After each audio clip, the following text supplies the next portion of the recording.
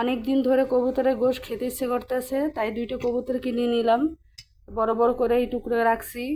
সব মশলা গুছাই নিলাম, চুলায় ভাত বসাই দিয়ে আসছি। আর পুঁই শাক ভাজি করবো আর কবুতরের গোশ রান্না করবো। আজকে দুপুরে আমাদের এইগুলোই আয়োজন।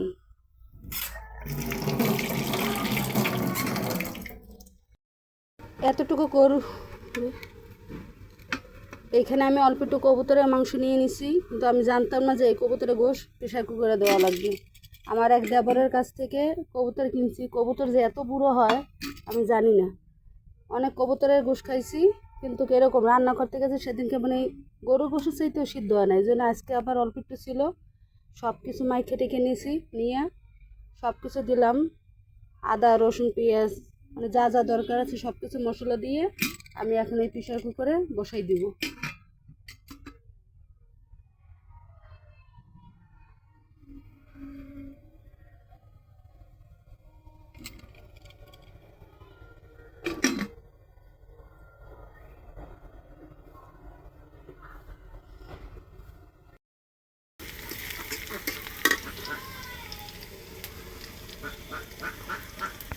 কচুরলতি রান্না করতে আসি।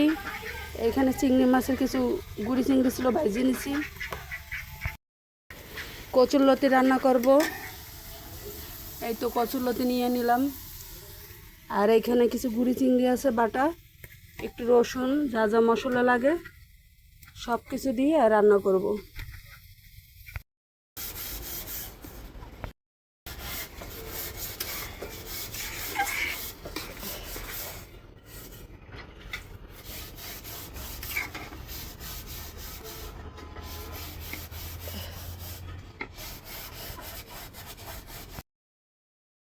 সময় লাগছে।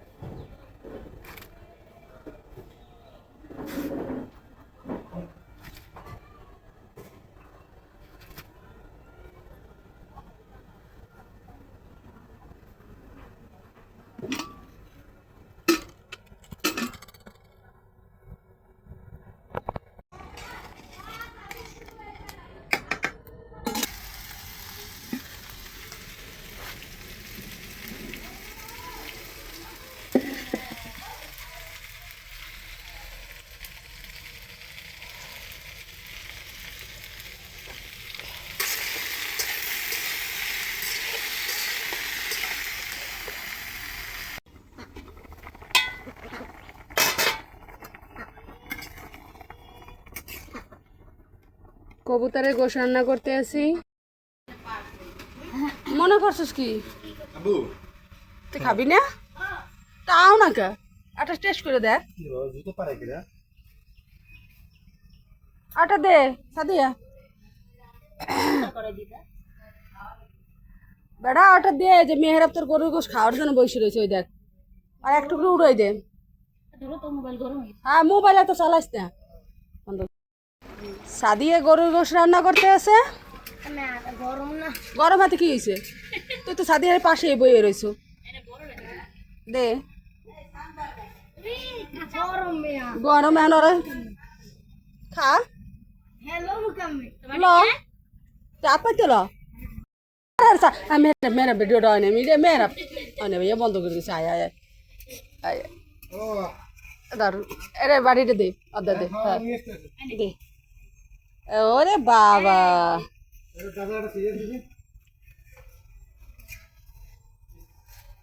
গরুর চামড়ার একটা রেসিপি দিতা। এটাই তো চামড়া, গরুর চামড়া রানতে আছে। এটা গরুর ভুষ, এই খায় ছাগলের ভুষি। মোবাইলে এই যে বাবু গাছে উঠছে আনমুজ পাড়ার জন্য। এই যে আর চিনে ওই যে গা টোক পাতনু কেমনে কলা পাকছে, কলাটা ওই করা লাগবে। কয়টা দেখি ভাগ হইবে, 4 ভাগ হইবে। চার ভাগ হইবে?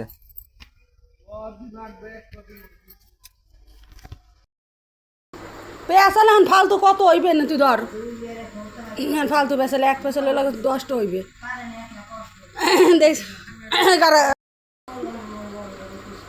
ধর কি তেঁতুল বড়টা কই ওই যে খা কসকসে হয়ে যাবি সাদিয়ে কি খায় তেঁতুল তো দেখাই না সাদিয়ে চাহিদা মুখ দেয় মুখ চাহিদা আজকে এটাই দিব সাদিয়ে কীভাবে তেঁতুল খাইতেছে মানুষের মুখ ঝকপক করে না কি করে মুখে বেহা করে আরও কান ধরে বইছে